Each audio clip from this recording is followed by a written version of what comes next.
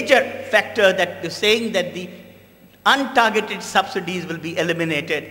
But rather than eliminating untargeted subsidies, we have increased untargeted subsidies from 126 to 396 billion. That was an increase in the subsidy which came in. So rather than benefiting those who definitely need the benefit of those subsidies, these subsidies were untargeted subsidies, and that resulted in not that impact which was talked about when we set up our objective here. So all the three objectives on the top line which I have described were not achieved, and there were deviation in those objectives. Then came the achieve a measure of self-reliance through better domestic resource mobilization and to reduce reliance on borrowing. I've already explained that the mobilization of the resources from within went down.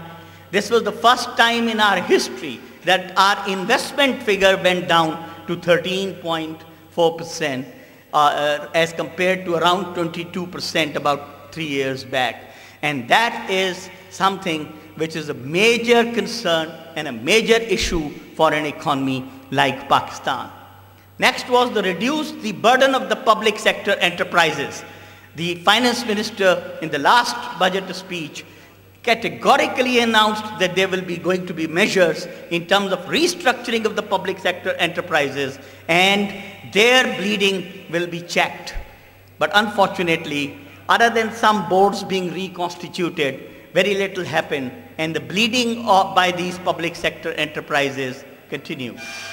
To generate employment opportunities was another target that will reduce unemployment, generate the employment opportunities. Ladies and gentlemen, the unemployment rate during this year has gone up to 5.6% of GDP. 5.6% is basically the unemployment rate in Pakistan. So it's increased, it hasn't decreased. I have talked about this particular fact, which is the fact of demographic pressure in this particular forum year after year. We are sitting on a very high potential benefit for the country, or a time bomb on the other hand. We are sitting on that in our hand. We have a population bulge. Substantial proportion of our population is young, and that young population every year is entering our job market. And if we are not in a position to provide either the training or the employment to them, then there is going to be a serious issue in terms of escalation of the security situation and the terrorism which continues in the country. So this has to be addressed on a priority basis, but unfortunately our unemployment level also increased in our country. The last objective which was set up was make country fertile for investment by improving governance and markets and emphasizing on the productivity and efficiency. Now, ladies and gentlemen, the level of investment, if you look at FDI, it has gone down from $1.7 billion to $1.2 billion. And one can't blame the foreign investor when your own domestic investors are either shying away to make investment or at times moving their facilities from Pakistan to other jurisdictions like Bangladesh, Sri Lanka or Malaysia. And that is something which is a great level of concern which we have to look at. Our economic planners have to keep in mind that this economy needs growth coming from our niche, that is agriculture, and also coming from industry, because it cannot survive simply by growth in services and simply by growth in terms of the trading. Because we have 180 million people and increased every year. I mean, if you look at the document, it says we are increasing every year 1 New Zealand.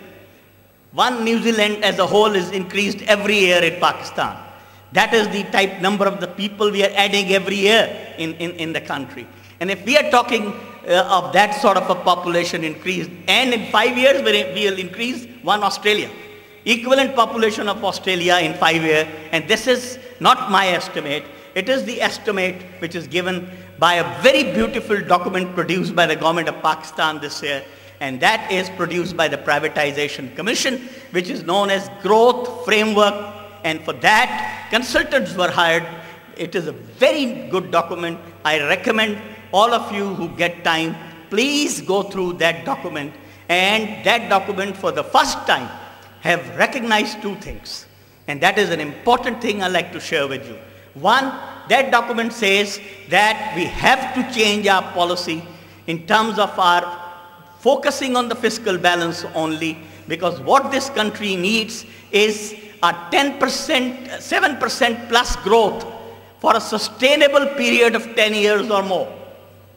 What we had 5.5, we had 6, but that is only for a year, 2 years, at most 3 years. Then we went down again. What this country needs is a sustainable growth of 7% plus of GDP over a period of 10 years. That's what the report says. The growth framework produced by the Planning Commission of Pakistan includes that recommendation that we'll have to move away from the current policy framework and we'll have to target the growth as a basis and have a balance between the fiscal, macroeconomic stabilization and on the other hand the growth. Both factors will have to continue in hand, otherwise we'll increase poverty, we'll increase problems in the country and will not be able to bring the economy to a level which is required. This is one particular thing which has come out of that particular document. And those of you who have remember, I've shared this with you from year after year that is the most important part of our strategy which we need. Because for our population, we need two things. One, the growth strategy and a balance between growth strategy and the macro stabilization, and the other is very important component, investment in our human resource and social sector. Investment in human resource and social sector.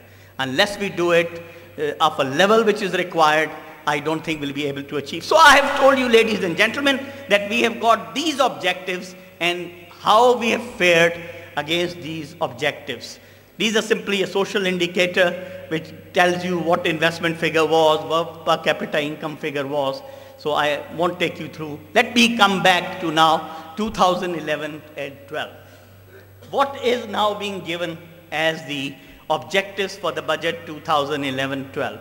The name has been changed. It's not called objective. It is called Budget Strategy 2011-12.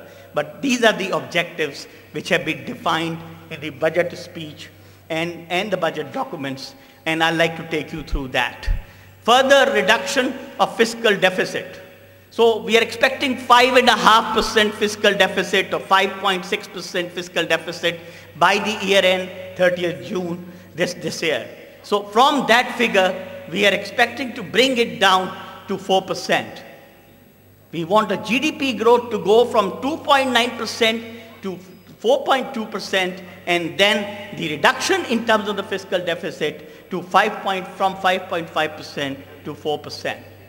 The other objective which has been set up is reduction of inflation to single digit, but mind it, in the budget document it is not single digit target. What we are targeting is that 15.5% will go down to around 12%, and that is the target for the year 2011-2012. Develop a broad, equitable and stable revenue mobilization system. I have tried to look through the budget documents and all the very proposals which have been made. I have found very little which will contribute to this particular objective of the economy. Maintaining and further developing safety nets. The most notable safety net which has been brought about is the Benazir Income Support Fund, where this year, whatever was the allocation that was cut down during the year, and the overall investment was 35 billion. The budget document says that we'll raise it from 35 to 50, and if we exceed our budget targets, then it may go up to 65 billion. That is what is the figure which is being given.